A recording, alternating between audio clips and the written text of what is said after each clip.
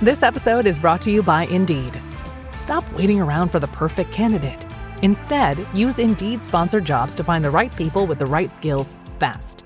It's a simple way to make sure your listing is the first candidates see. According to Indeed data, sponsored jobs have 4 times more applicants than non-sponsored jobs. So go build your dream team today with Indeed.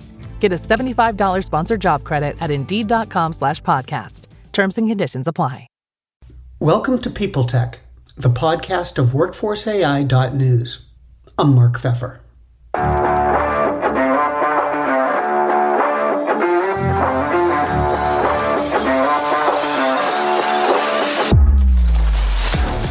What is DeepSeek going to do to the business of AI? That's what I'll be talking about today with my guest, Geoff Webb.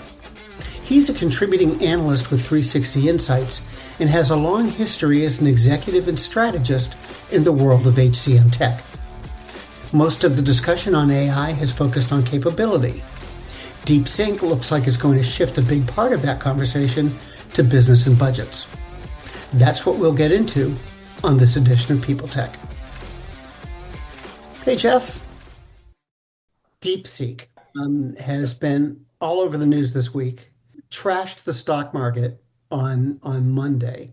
Let me ask you, can you summarize what's going on with DeepSeek and where do you think it's going to end up? What do you think it's going to lead to? Yeah, I mean, what's happened is, suddenly out of the blue, this organization that this Chinese business, which is tiny, by the way, like a couple of hundred people, have launched onto the market an AI engine that is trainable and operatable at a fraction of the cost of what we've been expecting so far and seeing so far from the really big, the big AI monsters out there around, OpenAI and Meta and Google and all the other folks, and even Apple's lurking there in the background. And the thing is, it's not just a bit cheaper to train and run. It is orders of magnitude cheaper. Like they're talking of potentially a 45th, a 50th of the cost to train up this thing, which is huge. And what it's doing is it's sort of resetting all of the expectations around the cost models for building and operating these large language models and inference engines and chain of thought engines and all the other things that sort of people are developing. And that's huge because what it means is that when you've been thinking about what's it going to cost, what's required, what's the infrastructure necessary to move into this space and deliver on the promise, you've got suddenly an engine that comes in that's likely almost as good, if not actually as good, that is tiny by comparison from the point of view of cost, tiny by comparison, the point of view of the physical horsepower required to run it, right? So you're not building an immense data center running hundreds and hundreds and hundreds of these super expensive high-end GPUs. It's being trained on a tiny number. And I think what's interesting is we're all shocked by its arrival. They've produced it, they've launched it as open source, which is really interesting. Everyone's shocked by its arrival, and yet at the same time, I don't see that we should be. Like if you think about where we are in the evolution of applying things like large language models to business problems, we've barely started. It's just we're into this a couple of years in. And as a result, we should expect something that is developing as fast as it is where we're so early. There's going to be huge, rapid shifts that come out of the blue that are going to force us to rethink the way we plan for and execute using these technologies, especially in business settings. And that, I think, is what's the most interesting part of this is sure, there's something that's revolutionary, and I imagine we'll get into the conversation about how it came about and why. But what does it mean for organizations that are thinking we need to be putting AI engines at the core of the value we deliver and building around that, when you don't know if in another 6 months, the numbers, the game, the sizing, the sort of the weight, the economics of all of this are going to get reset again by something else. And I think that's the question that we should be really asking is like, how not so much what does this one mean as how do you get ready for the next one and the next one and the one after that, which are going to come, right? It's going to happen. Well, and what's interesting about this is it's the first story about the AI business I can recall that's really not about the technology. It's about the cost and Yeah. the difference. I think I saw something that their model cost something like $6 million Yeah. to develop, compared to hundreds of of dollars for like ChatGPT and and other of the brand names out there.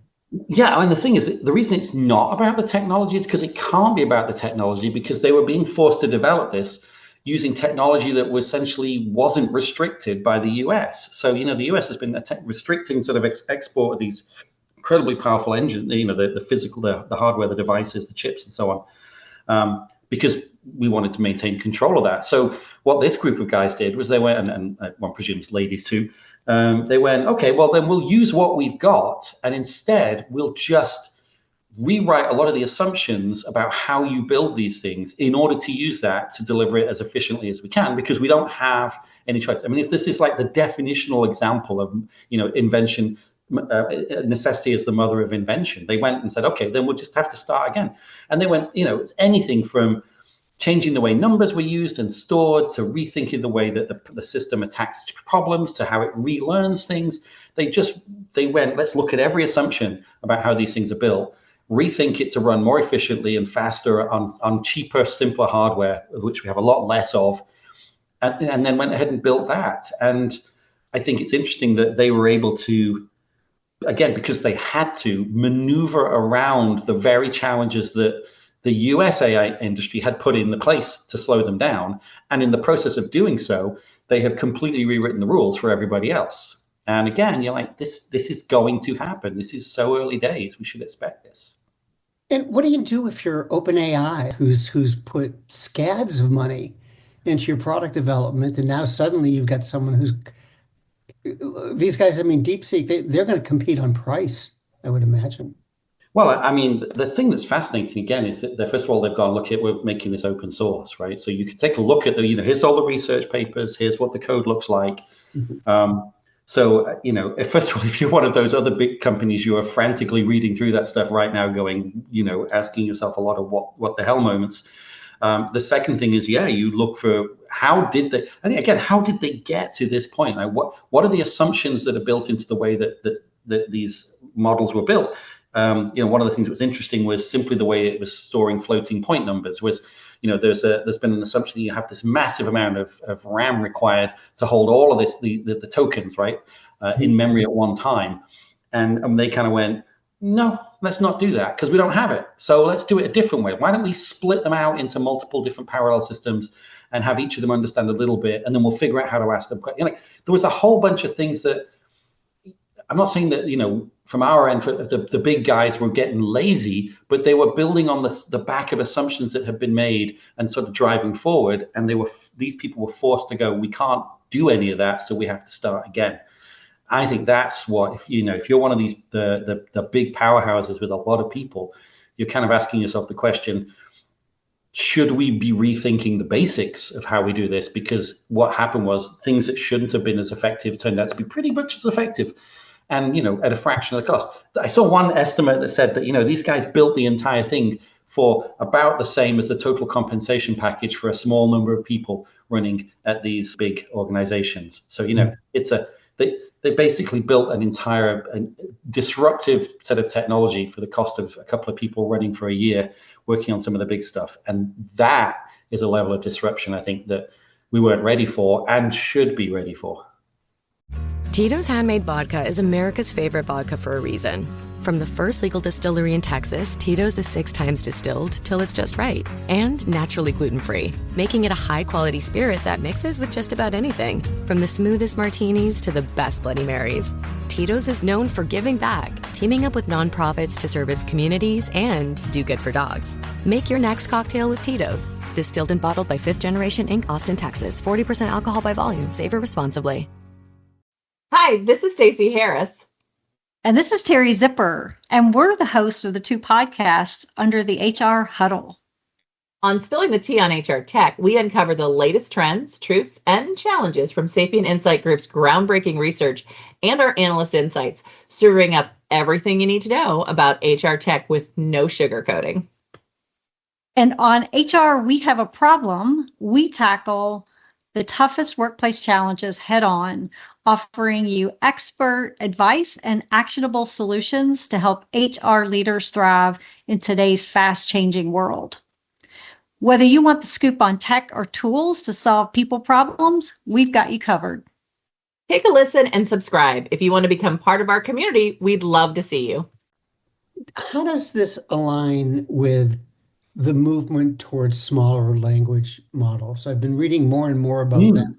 Development of models that are really geared toward a certain area, certain task. So that's a smaller application with smaller overhead, etc. And now here you have DeepSink coming along, which, smaller cost to be certain, smaller cost, but good capability. Do you see those two things coming together to really change things even more? Well, so I know, for example, when I talk to our AI fellas and the teams, small language models are definitely something that is a useful tool because it allows you to your point, you want to be very focused on certain tasks, right? You don't have to build very generic large language models. You can build small language models. You can, augment them with RAGs, which are those, the technologies that basically further refine and augment the searching capabilities and the understanding capabilities. So in other words, you ask a small language model a question, the RAG steps in and goes, by the way, look over here, this is where I think your answer is going to be. And you have a much more efficient sort of set of responses running much faster with less horsepower required to deliver it. And I think that the terminology for the way that I think, if I remember correctly, that DeepSeek were doing, it was mix of experts, where you have parallel systems that are much smaller, focusing in different areas, and essentially you then have a couple of layers that sort of coordinate the activity of those, all of which seems to make a lot of sense, right? You're becoming more specialized and focused on the technology delivering specific sets of outcomes rather than building highly genericized platforms that could be used for anything. And for us, that's a big area. You've got, you want a technology that can do this very thing over here, and you focus it and you train it on that, and you use other technologies around it to sort of shape and guide it and give it a faster response and a more focused response. I think that's what most businesses want anyway. Like, I think businesses are trying to, they're looking at AI to help solve the way that they've been dealing with other problems. I want to do a better job of this. I want to identify this stuff sooner. I want to be able to dig a little bit deeper in that. Essentially, the core of what most businesses are doing is that they're staying focused on the capabilities they already want to deliver, and they see AI tools as being focused on making that better, faster, easier to use. A lot of conversational AI stuff going on. So yeah, I think so. I expect that as these things become much more mainstream, they will become more focused on solving sets of problems. And what you see is, instead of sort of one big AI engine lumbering along, you see a proliferation of very focused tools that are designed to do very focused sets of things, with some kind of sets of coordinating layers above that. And I think that coordinating layer is the interesting area for communication between them and abstracting up the capabilities of the layers underneath. Because again, you go back to this whole point of things are going to develop that are going to be difficult to, you can't kind of engineer too close to the engine itself. Because if you do, you're stuck with its particular requirements. What businesses should be thinking about is, how do I abstract out the capabilities to plug in new AI engines, new AI capabilities easily when these sudden tectonic shifts occur in what's capable in the market. So I don't want to get too tied into one technology. I want to abstract it up and build a virtualizing layer, some kind of definitional layer that allows me to go plug in whatever engine I need to, how I need to, where I need to, so that I'm not tied to whatever was last week's technology, which is kind of sad to say, but that's what the state we're at. It seems like if you look at the AI business in general, this could go a long way toward pushing it substantially forward, because DeepSeek keeps going in the direction it's been going. The cost of implementing AI solutions is going to go down significantly. Meaning a lot more people are going to start to wade in and start trying it out. Oh, yeah. I mean, again, I think you're going to find, why wouldn't you, right? At this point, you'd be crazy not to. Yeah, I think and again, we're going to see, we'll see this sort of AI popping up focused AI is popping up in more places. So you've got, you've got the sort of the big platform vendors out there who are going to be plugging AI in all over the place.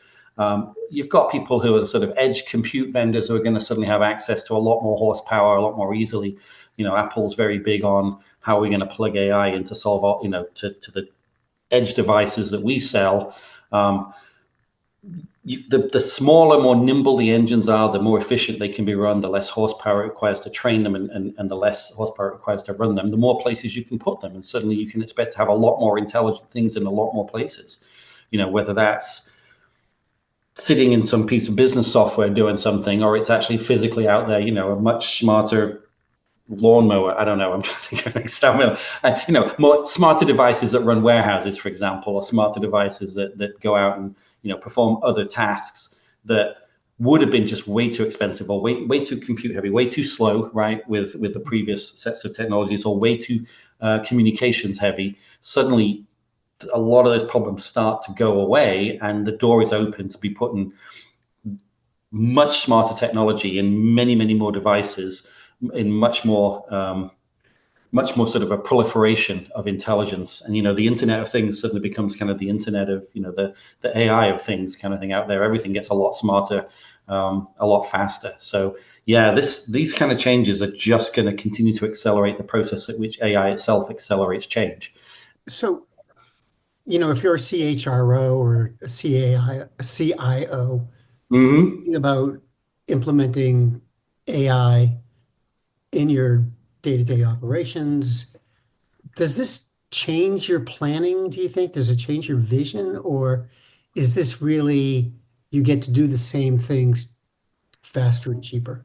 I think it does a bit of both, right? I think it accelerates your ability to achieve the goals you already had. I think it opens the doors to thinking more broadly about what is and isn't possible. And it's things like training and personal development and utilization to be more efficiency in the workplace, and better communications and more targeted information.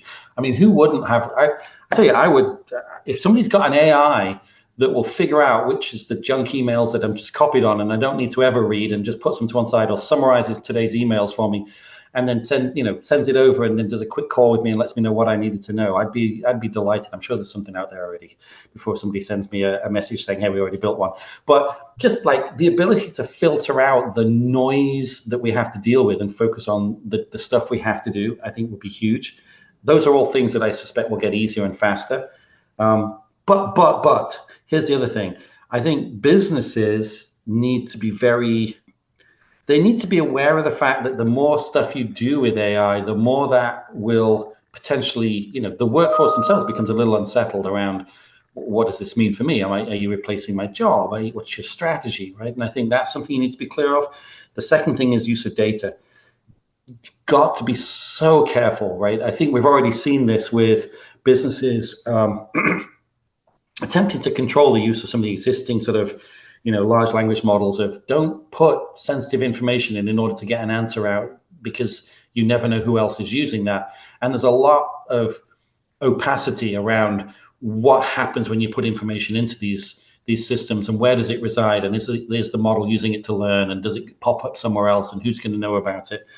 And I think when you think about personnel information, that is especially important. You can't be you don't want to dump your whole employee base into a model and tell me who's most likely to leave next week, or who might get sick in the future, or who's good for a promotion, only to discover, even if you should be asking those questions, that information is suddenly no longer fully under your control. And the reason, beyond just pure sort of ethical reasons, is you don't want to put an AI engine at the core level of a business function only to discover that regulatory changes require you to tear it out tomorrow or pay fines. And then you have to re-engineer a whole bunch of stuff that you were relying on. So yes, you should use AI. Obviously, yes, we should be using functionally focused AI, but the data that it consumes there's every bit the same requirements to manage and control and secure that data as there is whatever else you happen to do. It doesn't obviate the requirements to be careful with people's information. Geoff, thanks very much. Thanks for dropping in on short notice to talk about all this. I'm sure we'll talk again soon. We absolutely, lots of short notice conversations are going to be coming up, I think. So yeah, great to see you, Mark.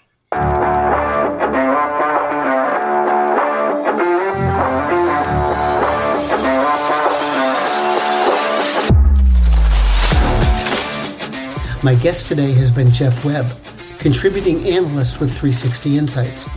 And this has been PeopleTech, the podcast of WorkforceAI.news. We're a part of the Work Defined Podcast Network. Find them at www.wrkdefined.com. And to keep up with AI technology in HR, subscribe to Workforce AI today. We're the most trusted source of news in the HR tech industry. Find us at www.workforceai.news. I'm Mark Pfeffer.